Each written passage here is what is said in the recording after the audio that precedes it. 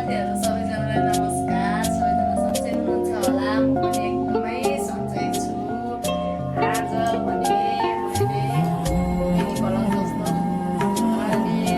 लसुन खोर्सानी अदुवा हालेर सेकुवा बनाउन लाग्दैछु।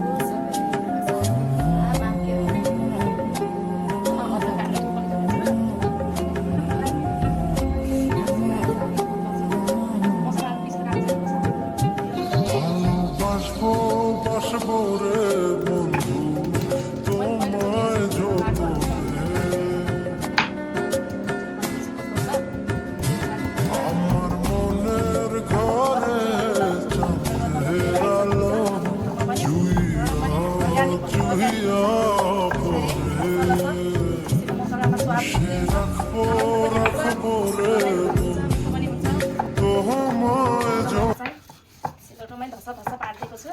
आवश्यकता अनुसार हेर्नु मासु लिनु होला। मैले बनाउने तरिका है यो मासु मैले ल्याएको छु। कुखुराको मासु हो फेरि। त्यसपछि अघि पिसेको अदुवा र लसुनको पेस्ट अनि मैले आवश्यकता अनुसार नुन हाल्छु साथीहरू।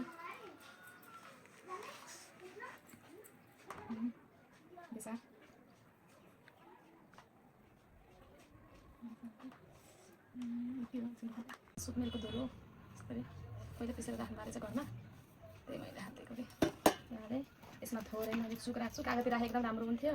कागती यहाँ नभएको कारणले गर्दा मैले सुक राखेँ। आवश्यकता अनुसार राख्नु होला। म धेरै नखाने भएर बत्तललाई इग्नोर गर्नु होला। यो शुद्ध तोरीको तेल हो। थोरै तेल राखेर यसलाई मजाले हात यसरी धोएर आइसकेको छु। म हातले मजाले मलेर आधा घन्टा अथवा 2-3 घन्टा राखेँ झन् राम्रो।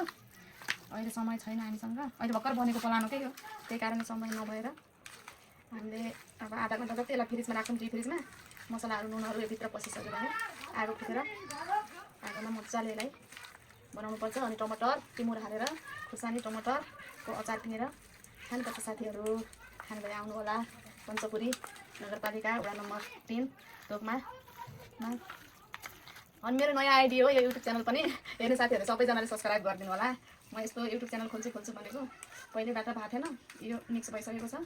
त्यसलाई अब हामी छोपेर ट्याक्क डिप फ्रिजमा राखिदिन्छौँ अनि 8 बजेतिर निकालेर यसलाई बनाउँछौँ।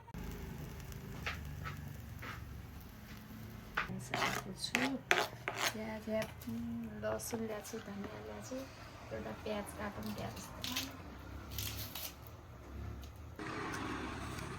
लागि लसुन धनियाँ प्याज काटिसकेका छौँ। चटनी प्लस यसको लागि चटनी त काट्नैपर्छ। यो टिमुर हालेर लसा फेरि रसाउनु पर्ने छ साथीहरू। खान मन पनि लागिहाल्यो होइन। मिठो बनाएर खाऊँ न आज स्पेसल डेमा घर आएको मौका मिलाएर भन्ने चाहना हो। कस्तो हुन्छ हेरौँ। हजुरहरूको प्रतिक्रिया पनि दिनु होला।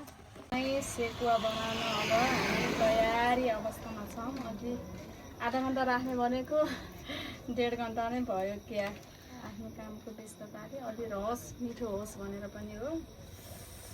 अब ट्याक्क गरेर आगो सागो बालिसक्यौँ। आगो पनि देखाइदिनु।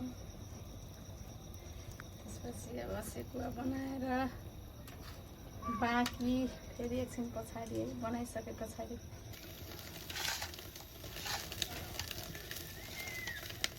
यो के छ हालखबर दिजु? हामीले यो सेकुवा पोलेर यतिको रेडी भइसकेको छ। अझ पोल्दैछौँ। यो पुरै रेडी हुन बाँकी नै छ। हेर्दै गर्नु होला, प्रतिक्रिया दिनु होला, सल्लाह सुझाव पनि दिनु होला कसरी बनाउने भनेर। यस्तो छ अवस्था। के भयो खै मलाई पाके जस्तो लाग्छ राम्रोसँगै। यस्तो अवस्थामा छ। एउटा यहाँ पाक्ने एकदम तयारीमा छ। अब 1 सिल बाँकी होला। इन्जोय यर डे भने जस्तै भयो।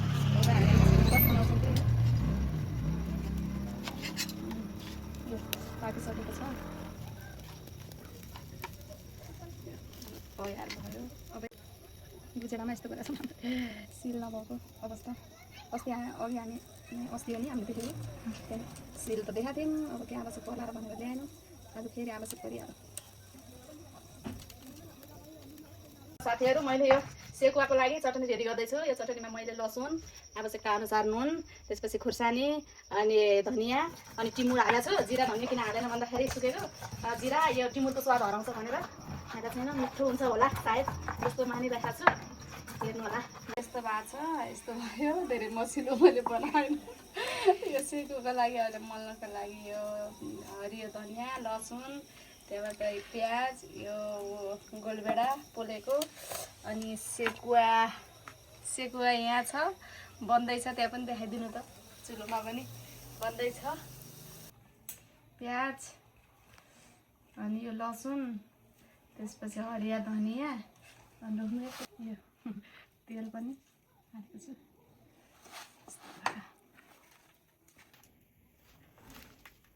अर्को गहिरो भाँडा भएका सजिलो हुन्थ्यो नि।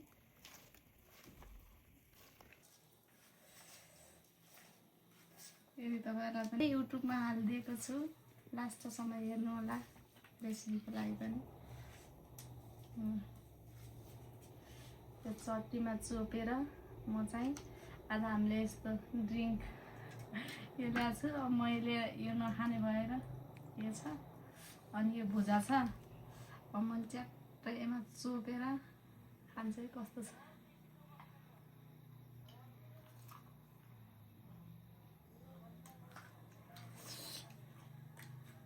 यस्तो बनाएको मिठो बनाएको